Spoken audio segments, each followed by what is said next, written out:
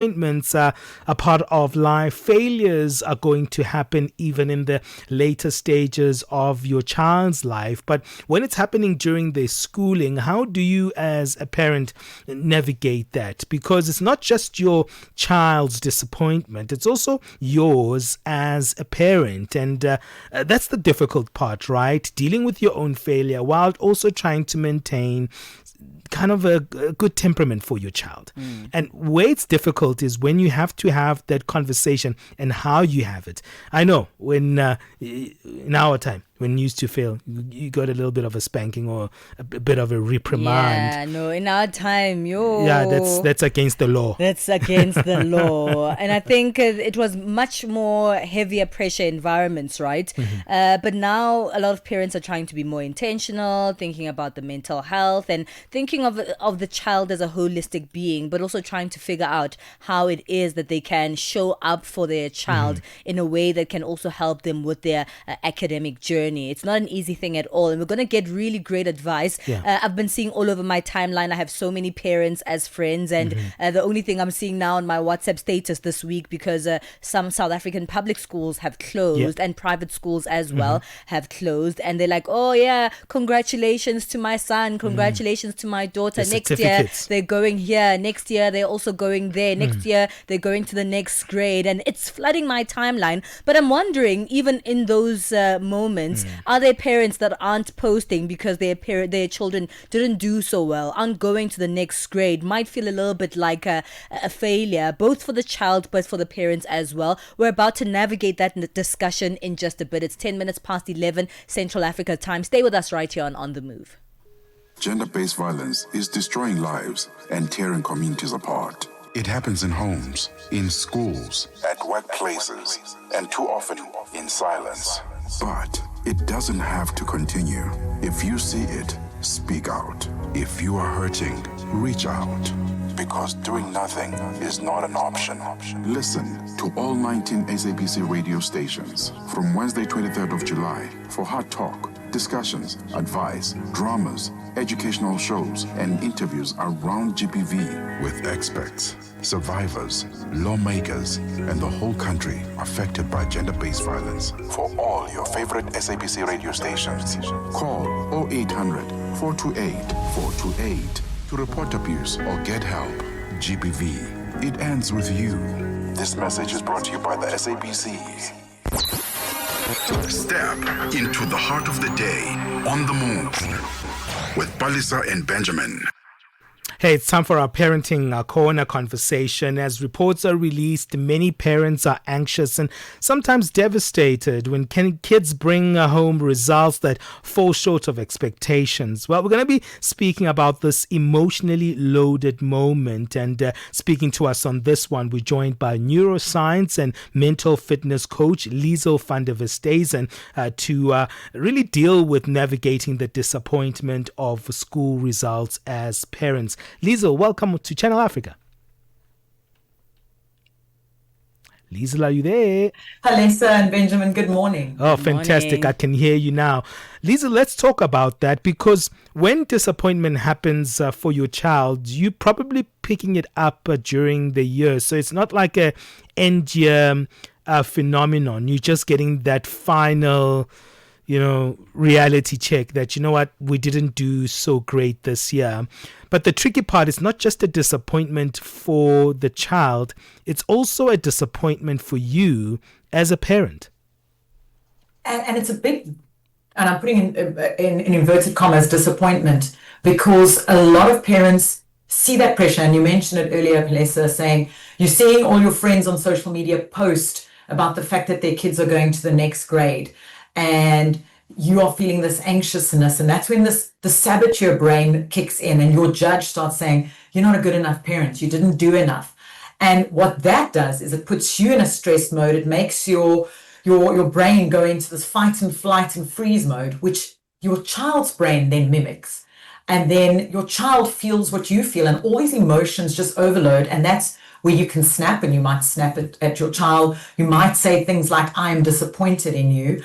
And what we're trying to show parents is there's a different way of dealing with this. I mean, that's tricky, right? So not snapping, Very not tricky. being disappointment, not revealing that emotional sense of, I wish that you did a little bit better. I mean, that's like removing a lot of your real humanness in front of your child. How should you navigate it as a parent? Because you also want to protect your child from feeling that double disappointment, because I didn't just disappoint myself, I disappointed mommy and daddy. And the big thing we need to learn as adults, and it's not just a parent thing, it's the same as if you're getting feedback at work or you failed at something, and the way we self-sabotage in our head and say we're not good enough. It's about regulation. So taking that breath before you respond. So you've opened that report card. You've seen the results. You're possibly seeing it in front of your child. So your child automatically sees how your facial expression changes. Perhaps you're putting your hands across your waist or your chest. They're already picking up all these cues, and your brain is then starting to get fired up. Your alarm system kicks in into your brain. Your prefrontal cortex then shuts down, and everything just feels overwhelmed. And it's that spiral that you're going through. So the first thing you need to do is to take a deep breath, and then away from your child or just in your head, name the emotions that you're feeling, because there's a lot. That feeling of disappointment, that feeling of regret, that feeling of I'm not good enough. And by naming those emotions and understanding what they are, it just gives you a better and clearer way of navigating those feelings. And once you've taken that breath and you've done, it seems as if it's easier said than done, but just regulating yourself will help you to be able to calmly chat to your child about these results and navigate a clearer plan forward for the next year. I'm glad that you mentioned that reflecting moment, Liezl, because what usually happens is that as soon as the child gives the parent the report card, that is seen as the moment that we have to have the discussion on the results. So if there's a fail on that report card, the parent immediately, obviously triggered by that failure as well, wants to say, what happened? Why did you fail?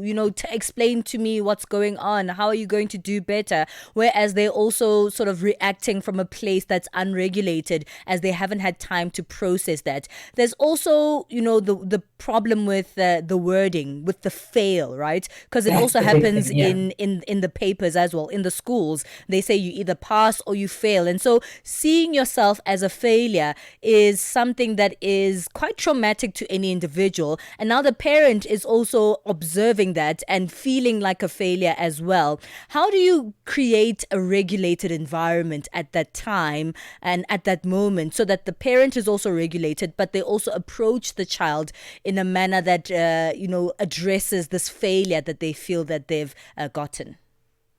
So the big thing with that is it's natural. It's natural to have that reaction.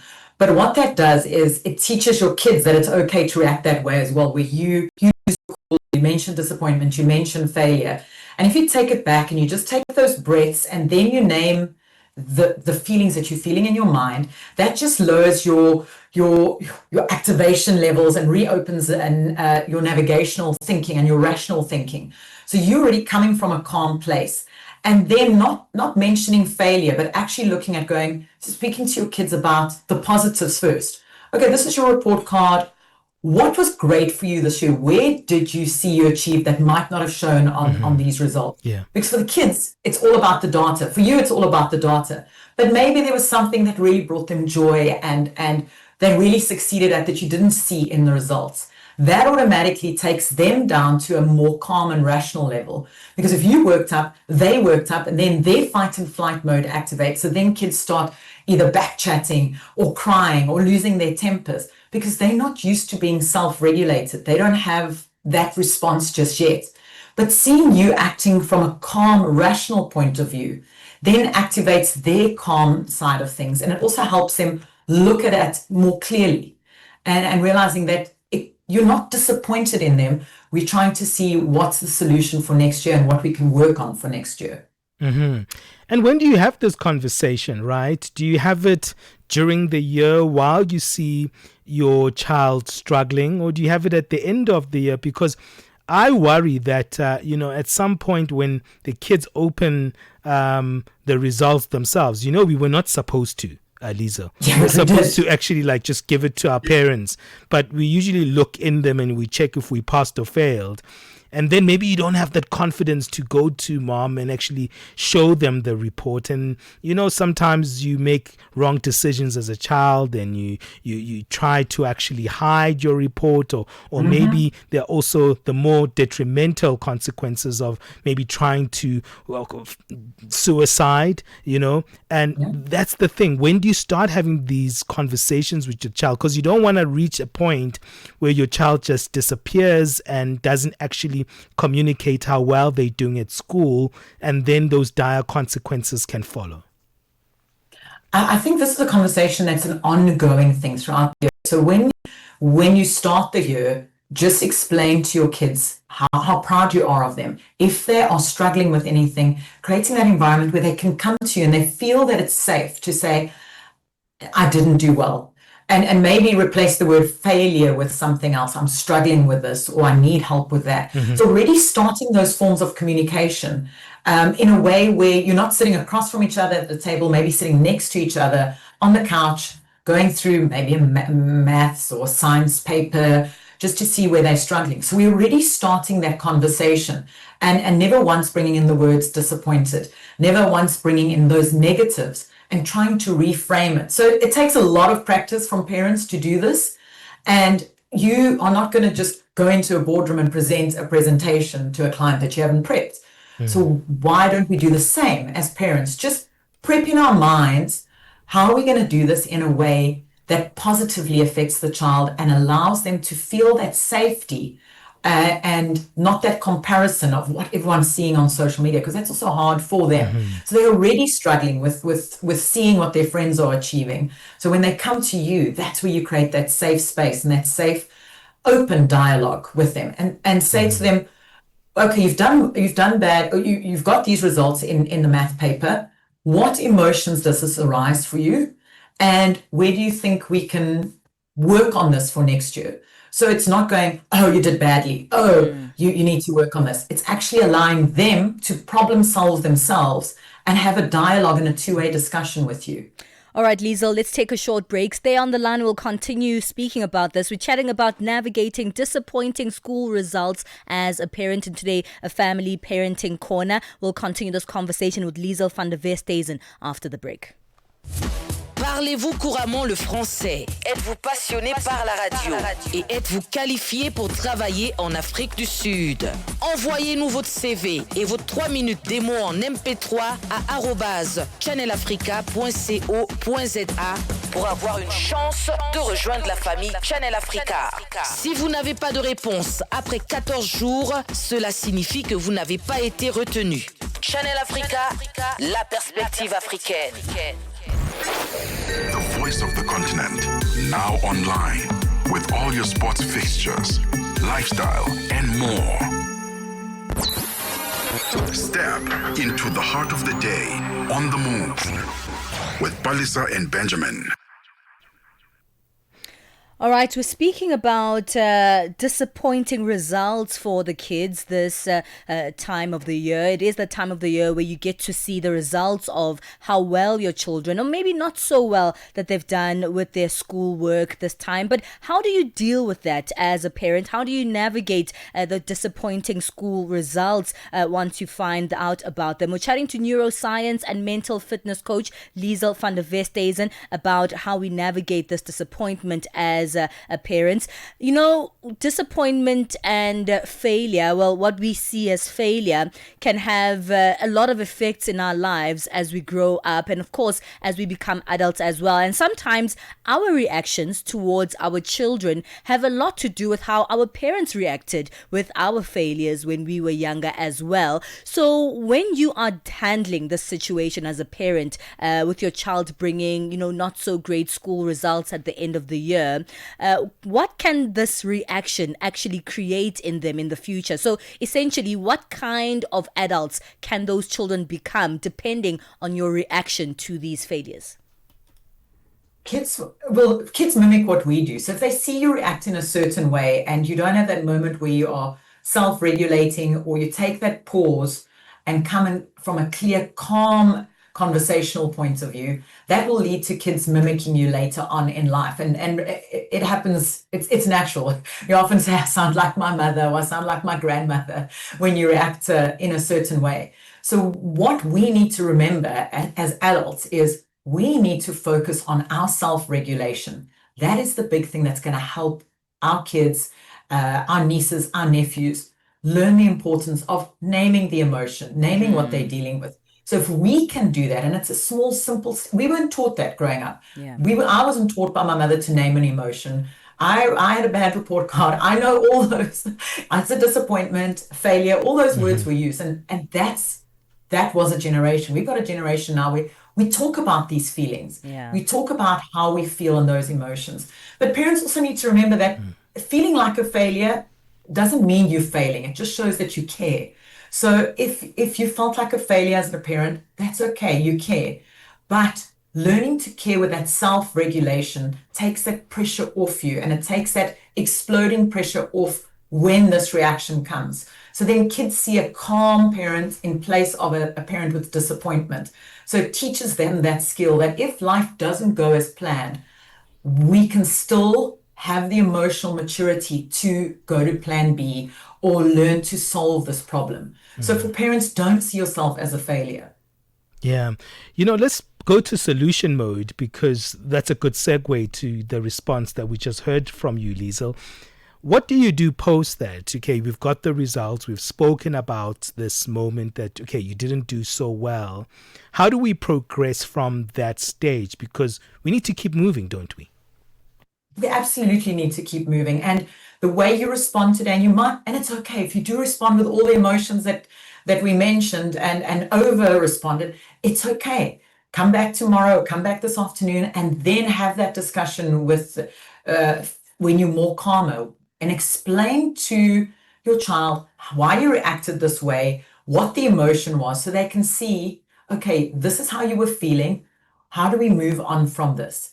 And allow them to have a moment where they can say to you how seeing you react that way made them feel, because then they also feel safe and heard. And that's the moment where you have to keep that calm and just listen to the emotions that they are naming.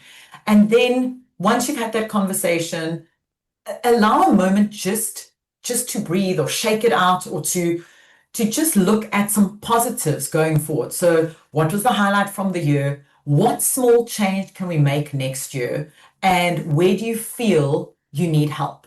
Yeah. And that allows them to give that conversation, instead of you saying, you're going to get a tutor, you're going to do this, you've got to do this, you're going to study through the whole holidays.